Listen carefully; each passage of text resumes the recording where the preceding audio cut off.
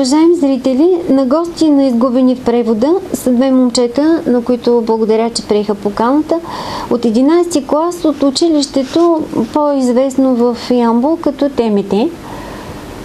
Ще поговорим за връзката на бизнеса ямболския с училището, за това как се чувстват нашите деца, когато имат пряк контакт с хората, които имат услуги, както и с техните клиенти и за разни други неща от живота. Моля да се представите с двете имена и на колко години сте? Казвам се Георги Петков, съм на 17 години. Чавдар Танев, на 17 години. В ръцете си държа техните книжки, нали, стажански книжки, ученически практики. Ето това това са двете книжки. Всъщност училището е спечелило европейски проект и те, 77 ученика от темите, имат възможност да практикуват своята избрана професия в училище в ямболски фирми. Вие сте каква специалност? Електрообзавеждане на производството. И сте на стаж от февруари до края на юли, до средата на юли в ямболска фирма, която се казва? Dix 2001. Значи не считам, че това е реклама, просто трябва да е ясно кои фирми прозират бъдещето и дават възможност на децата ни да се обучават на реално работно място. Защото в предварителния разговор разбрах, че има фирми, които не искат ученици. Да. Като чуят за ученици, какво се случва? Отказват. Отказват. Някои не са съгласни да приемат учениците. Да. В какво се състои вашата практика? Какво правите? По колко време го правите през седмицата? От 4 до 5 часа е практиката. На седмица? Да. Реализиране в реални условия ходим по обекти, слагаме ключови контакти, лампи. И с вас има наставник? Да. Човек от фирмата? Да, който ни обяснява първо, след това правим и накрая идват да проверяват.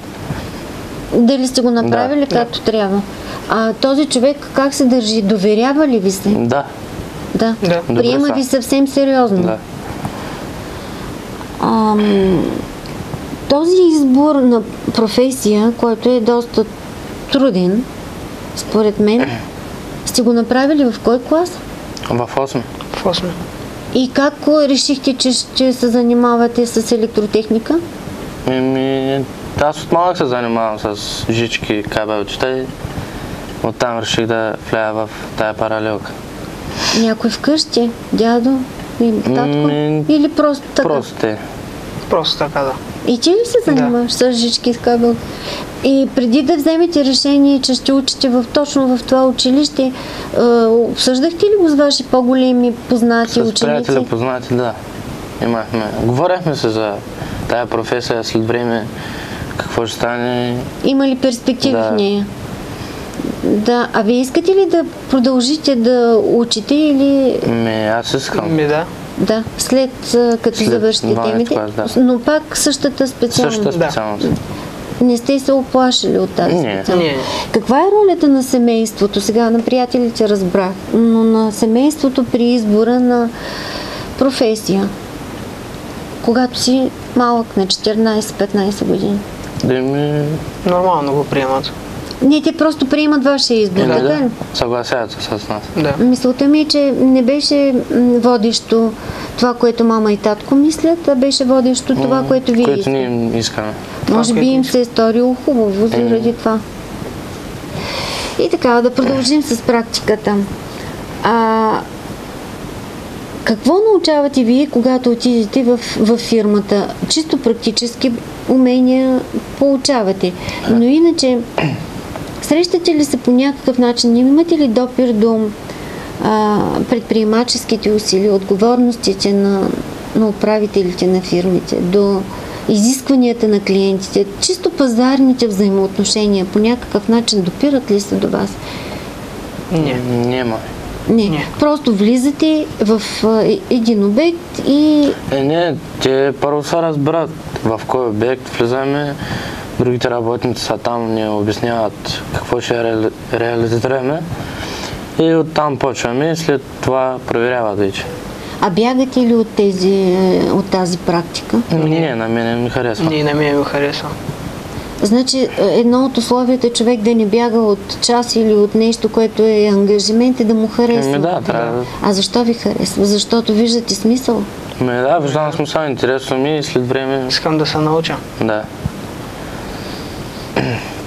И тези месеци достатъчни ли са за добиване на нови познания или трябва още? Да, то другата година мисля, че пак ще има такива практики за да работим. Но то отново е по проект, то не е включено в учебната ви програма. Може би ще дойде време, в което реалното работно място ще бъде свързано с вас като ученици. Това за сега липсваше ли ви без проекта, защото вие вече коя година сте там? Трета? Трета. Да. Миналата година нямаше такава. Имахте практика къде? В училище. Да. С какво се различава практиката в училище от практиката на работно място? На работното място има повече... Всичко, което го има в живота. Да. Жички казва... И го слагаме реално. Да. Пак, доколкото в училище го правим на схеми. А само го рисувате? Смисъл някои пъти го реализираме, обаче не да полагаме в стена ключови контакти, а просто е те начина или... А не се ли страхувате, когато сте така в един дом? Не. Не, защото има наставник. Има хора с нас, който ще погледне и ще каже дали да или не. Да. Ако приемем, че работата е 100%, нали, вие на какъв процент се справяте? За 6 ли се справяте? За 6 се справяте. Да. И хората, които отидат да ползват тези помещения... остават доволни за сега. А вие виждали ли сте ги или просто знаете? Казаха не само, че са доволни. И е важно да получиш удовлетворение от работата си? Да. Вие пари получавате ли за това? След като се изработят часовете, ще се получат тези пари от... Ще получите и някакво финансиране, стимул за това, че сте работили. Да. И вие очаквате ги с нетърпение или може и без тях? Не повече от аз специално отидах там, за да се науча да реализирам тези работи. По-добре да се науча да ги правим. Да, защото към момента се счита и има изследване, че едва 19% от момчетата и момичетата, които завършват професионални гимназии, се реализират по специалността си. А вие си харесвате специалността в момента, имате практически познания и смятате да продължите. Да продължите да работите в чужбина или да продължите да учите в България или в чужбина? Какво? Аз предпочитам да уча в България. И аз така предпочитам. А защо предпочитате? Защото е свързано с такси по-високи или защото тук са приятелите и семействата ли? Приятели и семейства и за да може да изкараме по-добро образование, след време да сме по-добре в работа, по-добра работа да се намира. И тази работа къде ще я търсите? Пак в България. Или в България, или в чужбина. Отворени са вратите вече. Сте деца на глобалното село. Да. Интересуват ли ви интересува ли ви политиката? Не, общо взето не. А защо не ви интересува? Примерно интересува ви електротехниката и там влагате усилия и така. Защо не ви интересува политиката? Скучна ви е, досажда ви, дразни? Банално стана. Те всичко едно и също само се повтарят. Различни хора повтарят едно и също? Да. А няма резултат? Винаги. А не мислите ли, че и липсата на достатъчно практика в училище и в българското училище по-скоро, липсата на достатъчно връзка, тази връзка да е заложена в училище между ръцете и главата, т.е. вие на теория получавате, не само вие, и в другите училища, на теория получавате доста знания, но на практика малко, това също е плод на политически решения. Мислите ли, че е така? Може и да е така. Не сте се замислили? Не сме, да. Аз много пъти го говоря това нещо, защото и много ми хареса. Няколко мисли на Бертол Брехт, който е драматург, и го е казал около Втората световна война, преди доста години. Значи той казва, че и цената на хляба, и цената на рибата, и броя на проститутките, и броя на самотните, изоставените деца и много други неща всъщност са резултат от политически решения. И може би човек не трябва да е политически отдръпнат, независимо от това, нали, да получи някаква информация, за да може да вземе правилните за себе си решения. А ходили ли сте вън от Ямбол и примерно в Турция? Извън България не сме... Аз не съм извън България. И аз не съм. Защото там има развито професионално обучение, но то е по съвсем друг начин. Там са развити много занаяците, като вашата професия. Извън Ямбол сме ходили на практика. Къде? В село Атолово. И какво правихте там? Полагане на слънчеви батерии. Фотоволтаик. Но това е нещо, което ви беше заложено в учебната програма. Пак в тези ученическите практики. За тези, за които говорим. Да. И вие ще получите определена степен след 240 часа такава ученическа практика в фирмата. Ще получите сертификат специален, заради това, че имате такова обучение. Който къде мислите, че ще ви послужи? При намирането, при търсенето на работа. А бихте ли искали, ако учите, станете студенти, аз вярвам, че ще станете, докато сте студенти, да работите? Най-вероятно ще е така и семейството, ако може да помагат. Да. И така. Но няма да миете чини и няма да... Не. Абсолютно. Не. Защо? Това също е работа. Някой трябва да миче. Мама вкъщи как мие чини? И не само. Не, мисълта ми е, че всяка работа заслужава уважение, но вие сте избрали вашата и полагате усилия да я развивате. Да. И едновременно с това вече ще имате предпоставка. Училището ви е обезпечило, за съжаление, тук са включени, пак казвам, само 77 деца. А как беше на слънчевите колектори?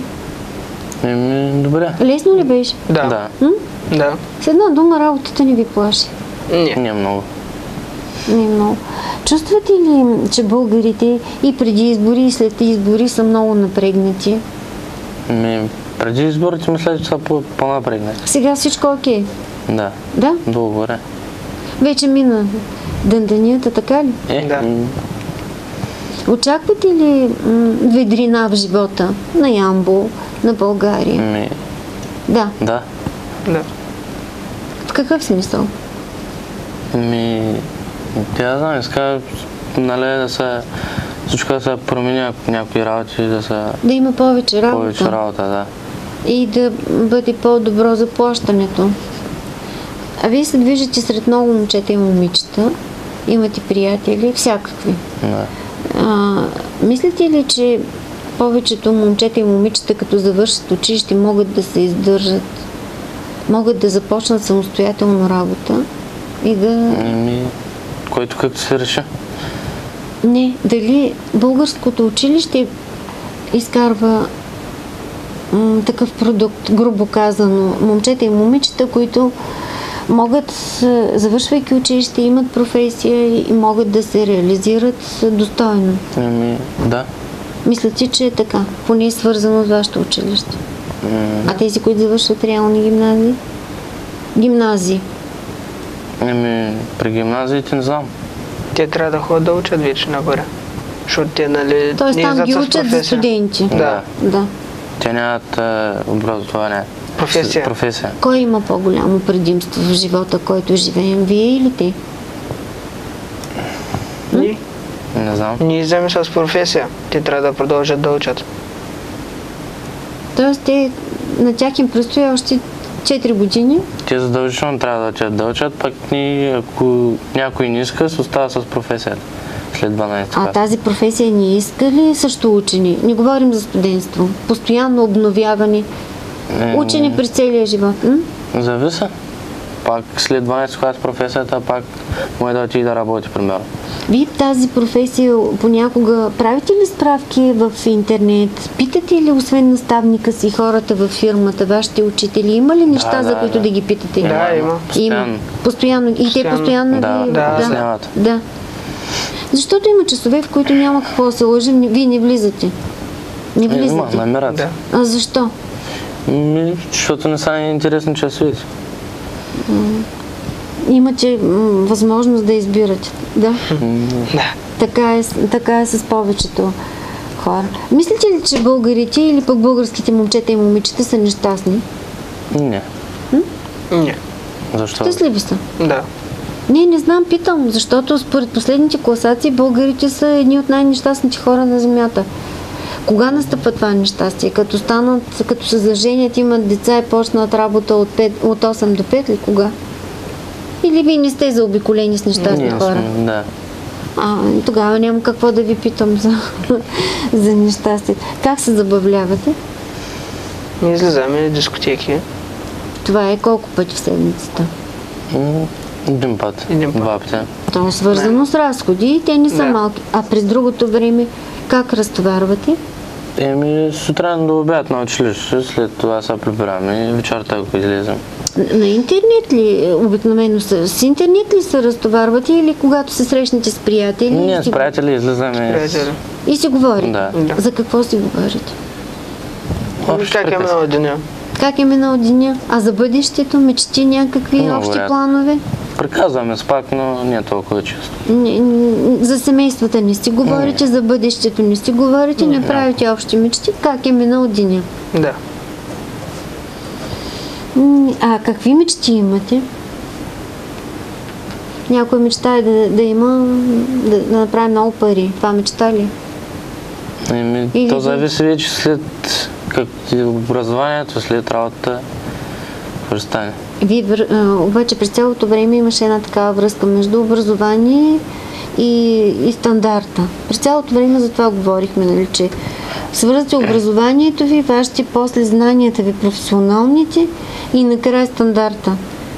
Мислите, че са неразривно свързани? Човек трябва да учи, за да има един по-добър живот, така ли? Да. Да се учи в професията си, да учи и в училище, за да има по-добър живот. Благодаря ви за този разговор. За мен беше малко така странна темата и по-трудна, защото практиката в българските училища е не толкова голяма. Повече време се учи и затова толкова подробно ви разпитвам да разбера как вие натрупвате умения и знания, така че да използвате ръцете и ума си и доколкото виждам, това се случва и се чувствате удовлетворени. Да.